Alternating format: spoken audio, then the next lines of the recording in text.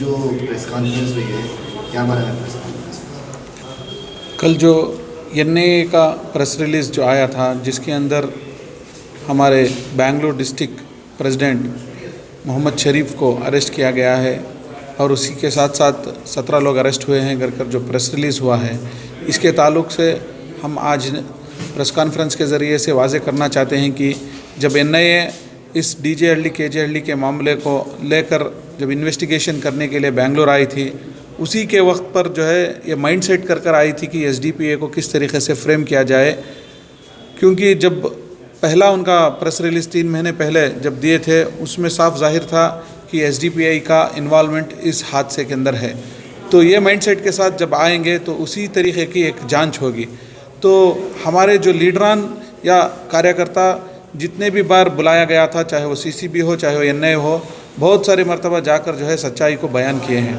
यहाँ तक कि हमारे प्रेसिडेंट जनाब मोहम्मद शरीफ साहब तकरीबन 7-8 मरतबा जो है एनआईए के नोटिस पर जाकर जो है वहाँ पर सच्चाई बयान की थी, उस पूरे मामले को सामने दर्ज किया था। हमारा जो उसके अंदर रोल था या जो हमारे लोग वहाँ पर मौजूद थे उनका क्या वहाँ पर रोल था, वो भी जो है साफ तौर पर बताया गया था। लेकिन बावजूद भी ये सच्चाई के ये लोग ये 2 जो मीटिंग्स जहाँ पर डीजे या केजे या नागवारा पर चले हैं, उसी को जो है एक कॉन्स्पिरेसी बताते हुए कि इस मीटिंग के अंदर जो है एक साजिश रची गई है, इसके ज़रिए से ये फसाद हुए हैं। हालांकि मैं ये मीटिंग के ताल्लुक से बताना चाहता हूँ कि इससे पहले जो है 9 तारीख से लेकर तकरीबन 12 तारीख तक मुसलसल ये मीटिंग्स चले हैं, जिसके अंदर खुसूसी जो है 2 एजेंडेस पर बात किया गया है। कोरोना का जब मामला चल रहा था, जिसमें बहुत सारे कोरोना वॉरियर्स बहुत अच्छे काम किए थे, उनको फेलिसिटेट करने का एक अहम जांच तरीक़े से कौन कौन जो है इस काम किए हैं उनको फेलिसिटेट करना, और इंडिपेंडेंस डे का प्रोग्राम था उसे किस तरीके से अच्छी तरीके से मनाने की, ये 2 एजेंडे को लेकर ये मीटिंग्स हुए थे। लेकिन इसी को जो है ये कॉन्स्पिरेसी बताकर कोशिश कर रहे हैं। ये किस लिए कर रहे हैं? क्योंकि एसडीपीए जो है मेन स्ट्रीम पॉलिटिक्स में आगे बढ़ते जा रही है। अभी हाल ही में लोकल बॉडी इलेक्शंस में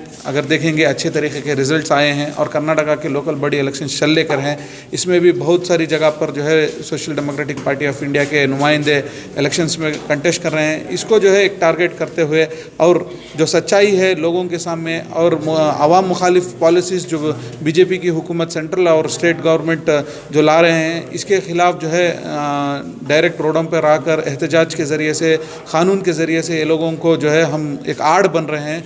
इसके लिए ये कोशिश कर रहे हैं कि ये लोग आगे ना आए।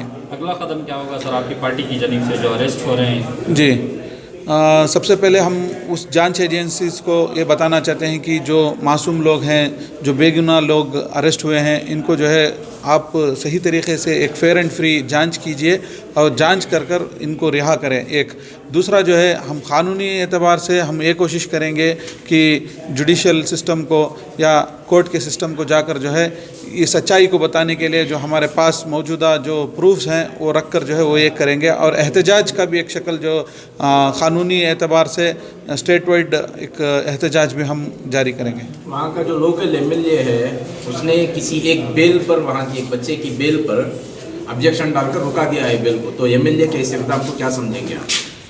नहीं, आप किस वजह से वो किए हैं हमारे को उसके ताल्लुक़ से जो है पूरा इल्म नहीं है, वो किस वजह से किए हैं।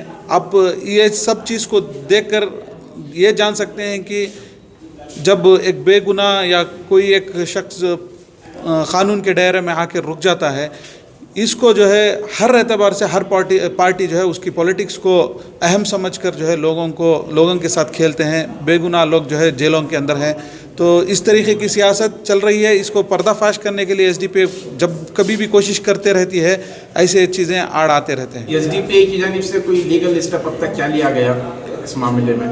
इस मामले को बहुत सारे एडवोकेट्स अमीर शरीयत के ज़ेर एहतमाम जो है बहुत सारे फोरम्स, बहुत सारे जमातें जो है इसके अंदर मशवरा कर रहे हैं। हम भी जो है एक हिस्सा हैं।